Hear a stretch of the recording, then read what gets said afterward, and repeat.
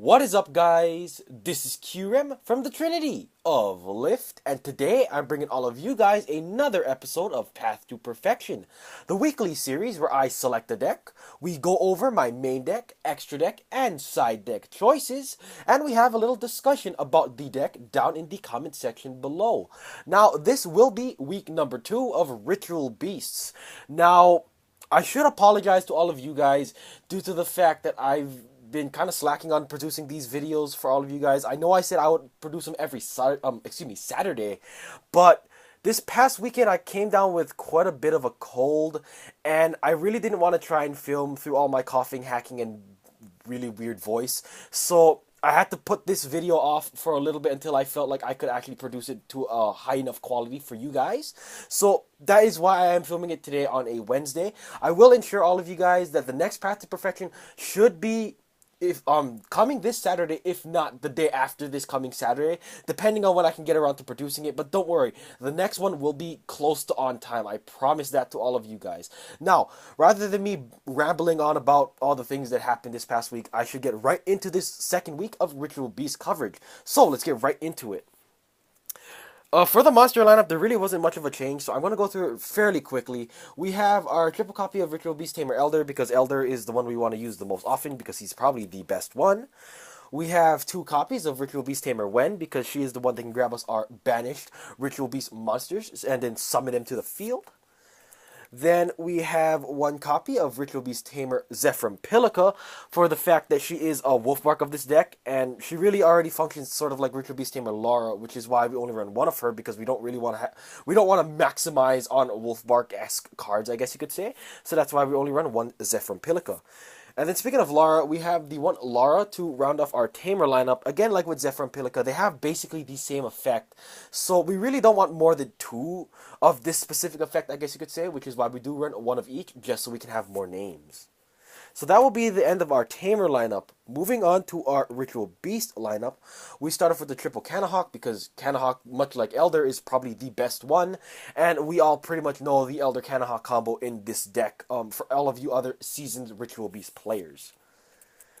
Following that, we have the triple copy of Spiritual Beast Rampengu, because Rampengu is here to fuel our graveyard, as well as kind of fuel our banish pile. Rampengu is the one that gives us easy, I guess you could say, fodder for our ulti Canahawk searches, as well as it can fuel our graveyard for things like our Ritual Beast Apelio and whatnot. Speaking of Apelio, we do run 2 copies of him, because he is the one that can get monsters in our graveyard, or excuse me, Ritual Beast cards from our graveyard into our banish pile so that we can use it for our contact fusions. So again, he really does synergize very well with Rampengu.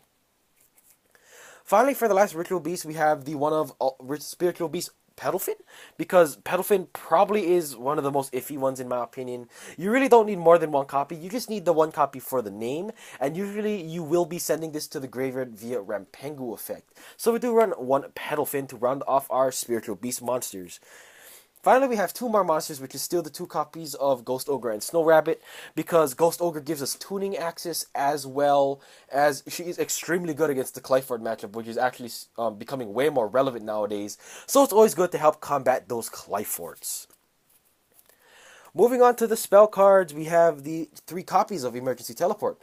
Pretty standard in any Ritual Beast deck. I know some lists have cut it down to 2, but I feel 3 is necessary in my personal build for the fact that I also do run Ghost Ogre and Snow Rabbit.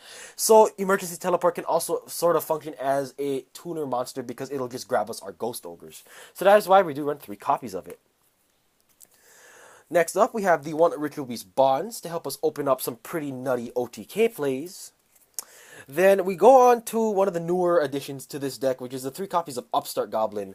Now, I didn't include Upstart Goblin before, and after contemplating it quite a bit, I decided to actually put Upstart Goblin back into this deck for the fact that it is fairly combo-based, and if you ever do draw into slower hands, like maybe like only Ritual Beasts or maybe only Tamers, you want to have ways to kind of try and get to your cards as fast as possible, so having a 37 card deck to help us get to those combo pieces that we might need is always very, very helpful. Moving on, we have 2 copies of MST Main Boarded for the fact that Lose One Turn is a pretty severe card this format, as that is probably the card that brought Clyford back to its position now in the meta. So we really don't want to take auto losses to things like that. So we do have MSTs to help us alleviate that issue.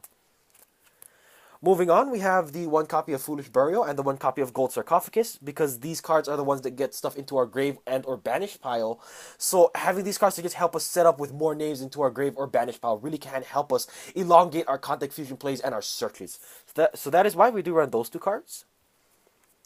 And then we have the one Soul Charge. This is primarily here for the late game plays because of the fact that progressively through the match, as we continually abuse our Ulti-Can Hawks, we'll end up finding ourselves having quite a bit of cards in our graveyard, and more than, I guess you could say, Apelio can help keep getting back into Banish pile, if that makes sense.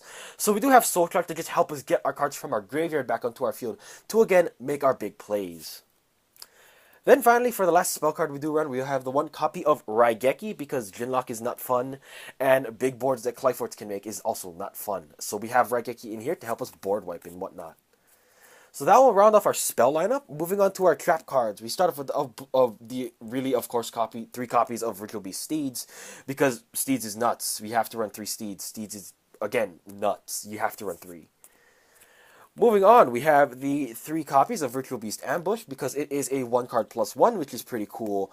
And it also is essentially a 1-card Contact Fusion, which is something that this deck can really use, because it can get us into 1-card Ulti-Can Hawk plays and whatnot to help just really get us set up during our turn. So we do have the 3 Ritual Beast Ambush. Finally, we have 3 more trap cards, starting with the one Macrocosmos, because Macrocosmos can banish everything, and this can really, really screw over things like Nekroz, Shaddoll, Satellar Knights, and all that kind of stuff. So we do have one Macro to help us with that. We have the one Torrential Tribute, because this deck actually can abuse this card pretty hilariously due to the fact that if your opponent does summon a monster, if you have an ulti monster on your board, you can tag out and then chain that tag out to Torrential, because of the fact that your ulti monsters tagging out effects, sending their monster back to extra deck is cost.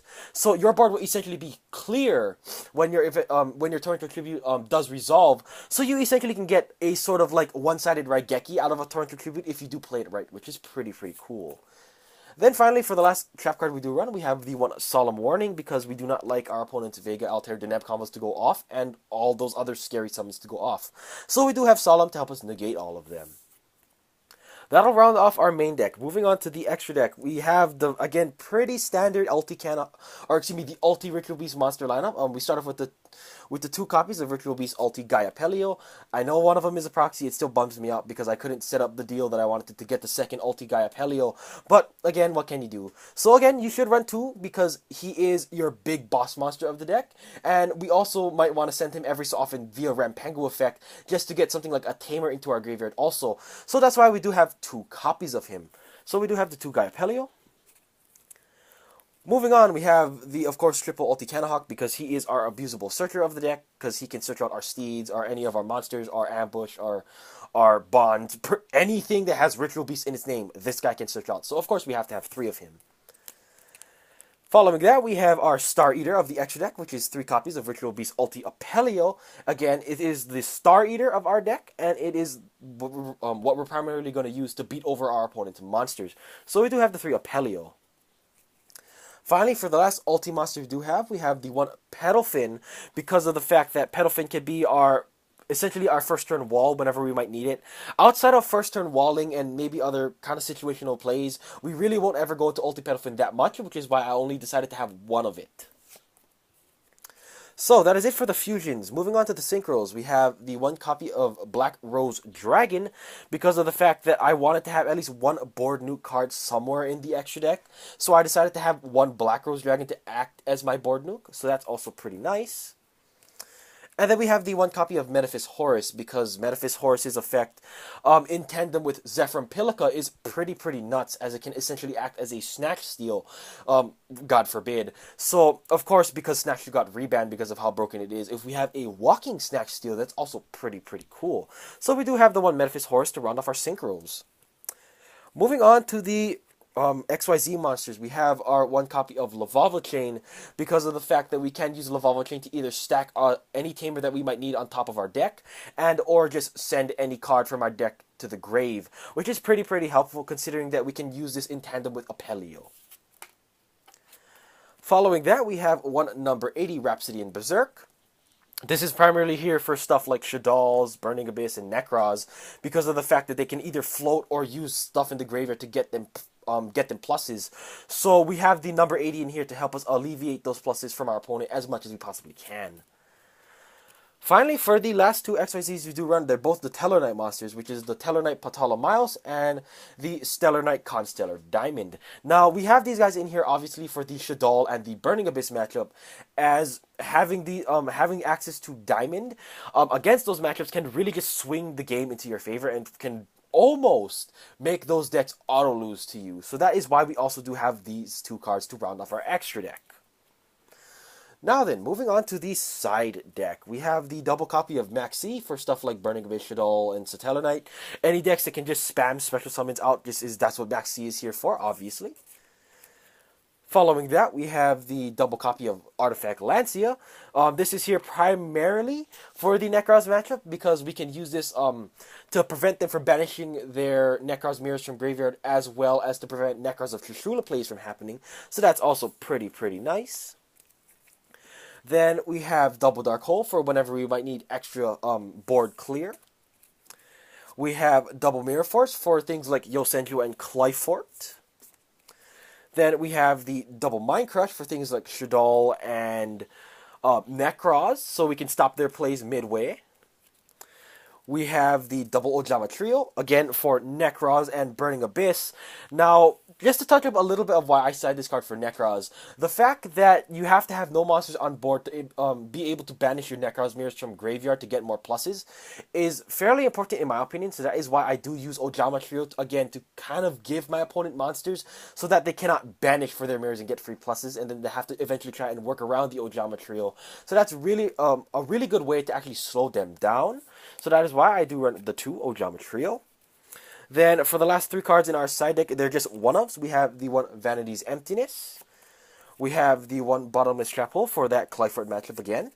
And then we have the one Ring of Destruction for any time we might need more spot removal.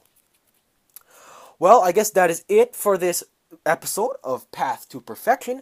I hope you all did enjoy. And again, make sure if you have any comments, questions, concerns, or anything that you might want to input, always feel free to put them down into the comment section below. And again, I hope you all did enjoy.